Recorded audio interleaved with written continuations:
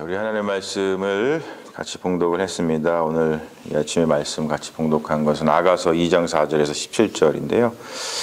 우리 이 말씀 가지고서 사랑의 병, 영어로 하면 lovesick입니다. lovesick, 사랑의 병이라고 하는 제목으로 우리 하나님의 말씀 증거하겠습니다.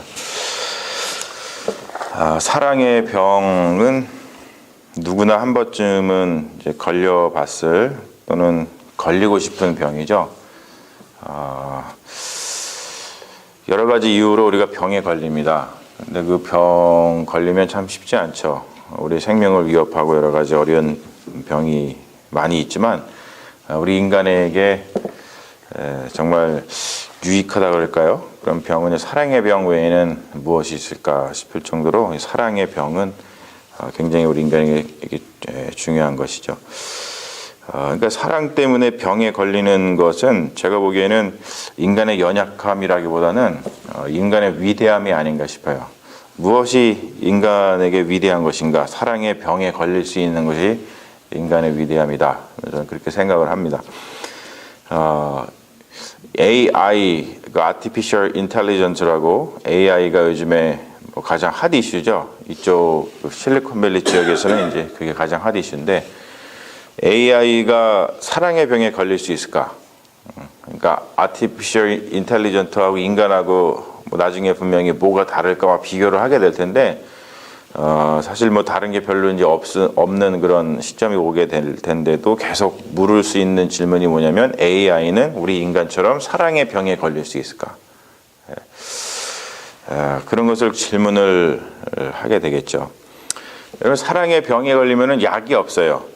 오늘 말씀도 보면은 자기가 이제 사랑의 병에 막 걸렸는데 그러다 보니까 나한테 무슨 건포도를 좀 줘라, 사과를 좀 다오, 그렇게 해서 나에게 내가 좀 힘을 얻게 좀 해다오, 이런 얘기를 막 하는데 사랑의 병에 걸리고 나면은 그것을 치료할 수 있는 약이 없습니다. 여러분 사랑의 병에 걸려 보셨죠? 사랑의 병에 걸리고 나면은 치유할 수 있는 약이 오로지 한 가지밖에 없어요. 그게 뭐죠? 그건 사랑입니다. 오로지 사랑만이 사랑을 치유할 수가 있어요. 사랑의 이야기는 인간의 마음을 설레게 하고 또는 인간의 마음을 또 아프게 하는 그런 인간과 뗄 수 없는 그런 주제죠. 사랑의 이야기에 관해서는 인류의 역사의 어떠한 예술 작품, 특별히 문학 작품 이런 데에 많이 등장을 하고 최고로 많이 등장을 하고 아주 유명한 것들이 다 그런 사랑의 이야기와 연관되어 있는 그런 이야기들입니다. 여러분들 사랑의 이야기 작품 중에 좀 기억에 남는 것들이 무엇이 있으신지 굉장히 좀 궁금한데 저 같은 경우는 참 많이 있습니다만 대표적으로는 로미오와 줄리엣 같은 경우 셰익스피어의 로미오와 줄리엣 대표적이죠.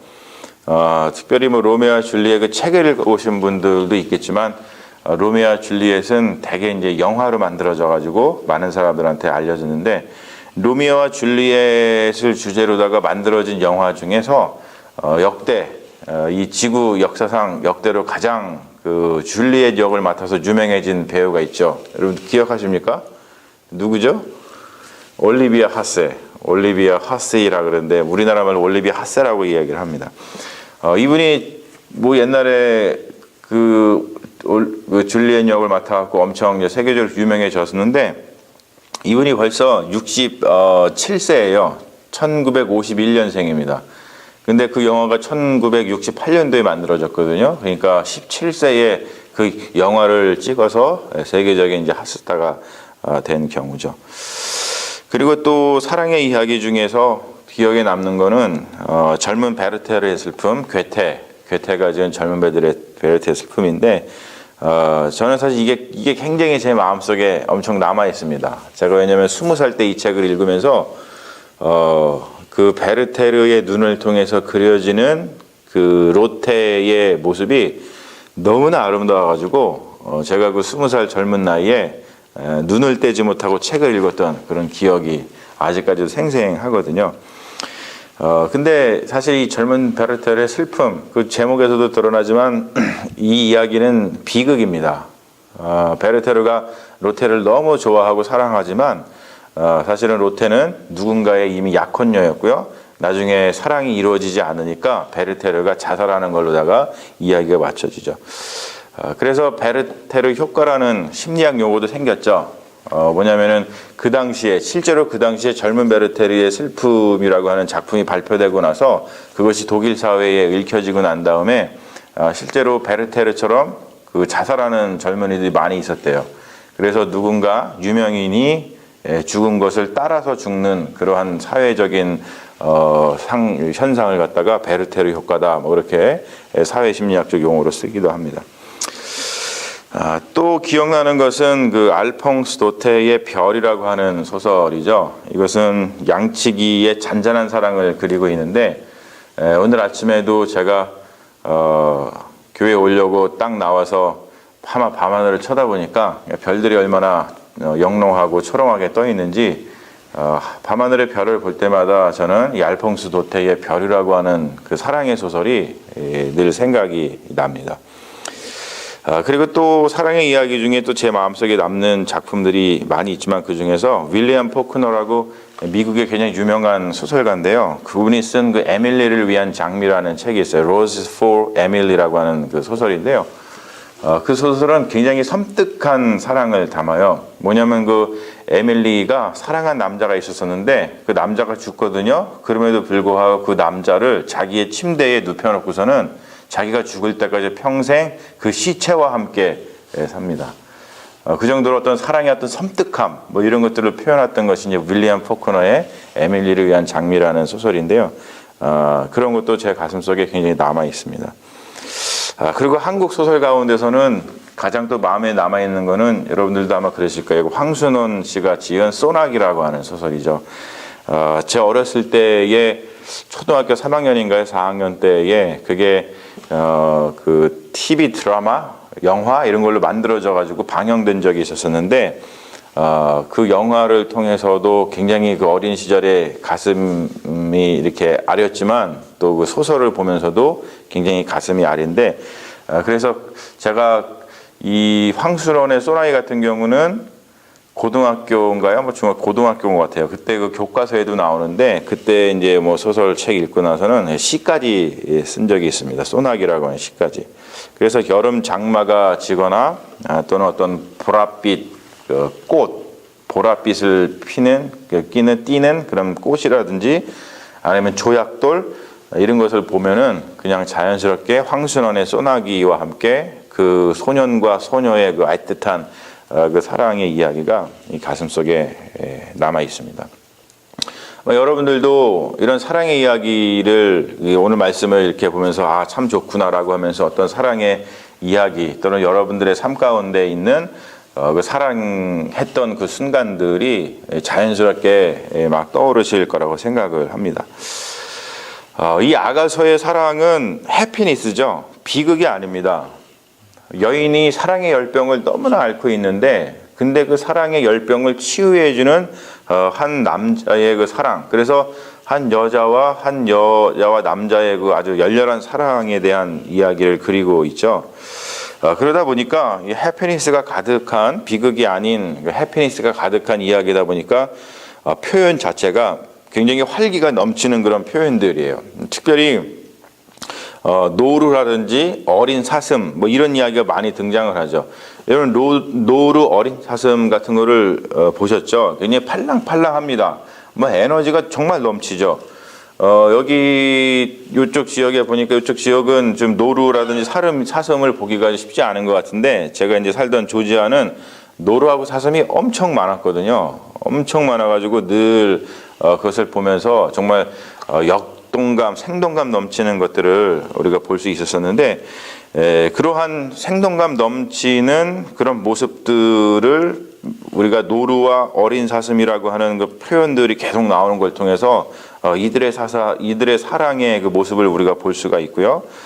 그리고 이제 비둘기를 갖다가 또 표현을 하죠. 비둘기, 당신은 나의 비둘기다. 랄 때 이 비둘기.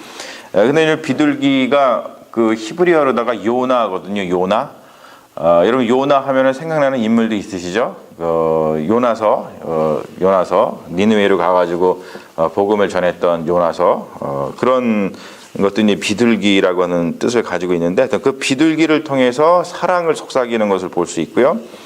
그리고 이제 포도원이라고 하는 표현을 통해서 또 사랑을 속삭이는데 포도원이라는 것 자체가 남자와 여자가 지금 사랑의 그 어떤 그 상태로 들어갔다라는 것을 표현하는데 그 포도원에 꽃이 피었다라고 이제 표현을 하고 있죠.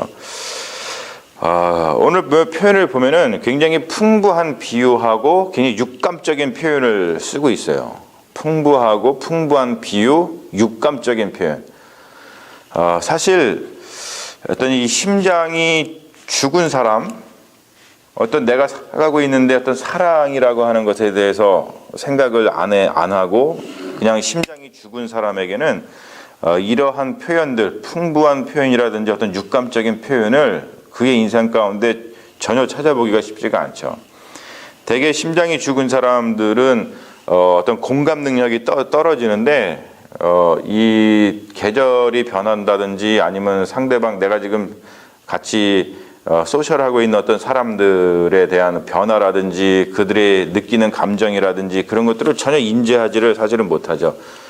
그래서 뭐 그냥 이 계절이 변하더라도 뭐 특별하게 좋다 뭐가 있다 이런 감정을 표현을 잘 하지 못하고 그냥 되게 뭐 더우면 더워졌다, 덥다, 추우면 그냥 춥다, 뭐 이런 아주 그냥 짧은 그런 표현을 통해서만 자기의 이제 표현을 하면서 살아가는데 대개 이제 표현력 자체가 굉장히 현저하게 단순해지는 것을 볼 수가 있습니다. 하지만 정말 심장이 살아있다라는 것은 이제 사랑이 이 마음속에서 계속 그 어떤 꽃이 피는 건데 그런 사랑이 심장에 살아있는 사람들은 표현력 자체가 굉장히 막 살아나죠. 엄청 살아납니다. 그런 것을 통해서 내가 과연 우리의 삶의 속에서 내가 과연 좀 심장이 살아있는 사람인가 죽어있는 사람인가 이런 것들을 한번 이야기해 볼 수 있죠. 성경 이야기 전체가 사실은 저는 이렇게 생각을 합니다. 사랑의 병에 걸리신 하나님의 이야기다. 성경 이야기는 사랑의 병에 걸리신 하나님의 이야기다. 그래서 오죽하면은 성경은 하나님을 갖다가 사랑이다라고 아주 표현을 하잖아요. 하나님은 사랑이시다. God is love. 하나님과 사랑을 동등한 것으로 표현을 하고 있어요. 진술을 할 때에 하나님은 사랑이라고 얘기를 합니다. 사랑의 병에 걸리신 하나님의 이야기. 이게 성경의 이야기라고 생각을 합니다. 그래서 아무리 달콤하고 아무리 화려하더라도 사랑이 아닌 것은 구원이 될 수가 없다는 것이죠. 사랑이 아닌 것은 구원이 될 수가 없어요. 우리가 그리스도를 우리의 주님으로 고백하고 우리가 믿습니다만 그리스도 자체가 세크라멘트라고 하는 거예요. 보이지 않는 어떠한 것을 보이게끔 해주는 거죠. 그러니까 그리스도는 보이지 않는 하나님의 보이는 사랑이라고 하는 거예요. 그래서 그 사랑으로 구원받은 자는 즉 우리 그리스도인들이죠. 무엇보다도 사랑의 능력, 사랑의 본질이 회복된다는 거예요. 여러분 어떻게 사랑하는지를 한번 보십시오. 내가 어떻게 사랑하는지 또는 우리가 같이 신앙생활하고 있는 우리 다른 신앙 공동체의 지체들이 어떻게 사랑하고 있는지를 우리가 한번 보게 된다면 내가 진짜로 보이지 않는 하나님의 그 사랑을 보이게끔 우리에게 주신 그 예수 그리스도를 통해서 구원받은 하나님의 백성인가 아닌가를 내가 지금 어떻게 사랑하고 있는지를 보면 알 수 있다는 거예요. 구원의 깊이가 사랑의 깊이고요. 사랑의 깊이가 구원의 깊이입니다. 저는 늘 이런 사랑의 공동체를 꿈꿉니다. 가정에서도 부부간에 이런 어떤 사랑, 또 교회에서도 우리들 성도 간에 이러한 사랑, 그리고 우리가 예수 그리스도를 믿음에 있어서 예수 그리스도를 사랑하는 그 하나님과 예수 그리스도의 그런 사랑의 관계. 사실 유능한 인재가 어떠한 인재이냐라는 것을 생각할 때 저는 무엇보다도 얼만큼 사랑의 능력을 가지고 있는가, 저는 그것을 가지고서 유능한 인재인가 아닌가에 대한 이야기를 저는 개인적으로 합니다. 그런데 사실은 그렇지 않죠. 요즘 시대는 유능한 인재 그러면 뭐 얼마나 돈을 잘 버는 인재인가 뭐 그런 것을 가지고서 판단을 합니다. 하지만 우리 그리스도인은 그리고 하나님께서 우리에게 원하시는 그 인간상이라고 할까요? 그 인간은 얼만큼 돈을 잘 버느냐 안 버느냐 그것에 대해서 세상이 판단하는 것처럼 유능한 인재라고 얘기하지 않으시고 성경에 보면 얼만큼 사랑할 수 있는 능력을 가지고 있느냐. 그래서 오죽하면은 복음서에서는 그 사랑의 능력 가운데 누구까지 사랑하라 그럽니까? 원수까지도 사랑하라라고 말씀하시는 거죠. 사랑의 능력이 원수까지도 사랑할 수 있는 그 능력을 갖춘 그런 인재, 그것이 참된 유능한 인재라고 성경은 우리에게 이야기하고 있는 겁니다. 사랑하는 여러분, 우리는 유능한 인재인가? 정말로 하나님께서 바라보실 때, 야, 너는 정말 유능하다 라고 할 때 그 기준에 맞는 사랑의 능력을 회복한 정말로 구원받은 사람인가? 그런 것을 생각할 때에 오늘 말씀, 우리가 읽은 이 말씀을 통해서 내가 정말로 이 사랑의 언어를, 사랑의 능력을 우리가 이 삶 가운데에서, 우리의 인생 가운데서 내가 정말 가지면서 살아가고 있는가? 그런 것을 돌아볼 때에 우리가 다시 한번 우리의 인생을 좀 생각해 볼 수 있는 기회가 되지 않을까 생각을 해봅니다. 여러분, 인간 존재의 성패, 인간이 실패했느냐, 살아가는데 또는 성공했느냐라고 하는 기준은 다른 데 있지 아니하고 사랑의 질에 달렸다고 생각을 합니다. Quality of love. 그러므로 제가 정말로 저의 인생 가운데서 바라는 것이지만 여러분에게도 이 말씀을 토대로 전하는 것, 또 바라는 것은 뭐냐면 여러분들의 삶 가운데 사랑의 병이 끊이지 않기를 기도합니다. 다시 기도하겠습니다. 아버지 하나님, 우리가 아가서를 통해서 사랑의 언어를 배우고 있습니다. 이 놀라운 사랑의 언어를 우리가 낭독하고 함께 봉독하고 또 이것을 들여다보면서 우리의 심장이 얼마큼 뛰고 있습니까?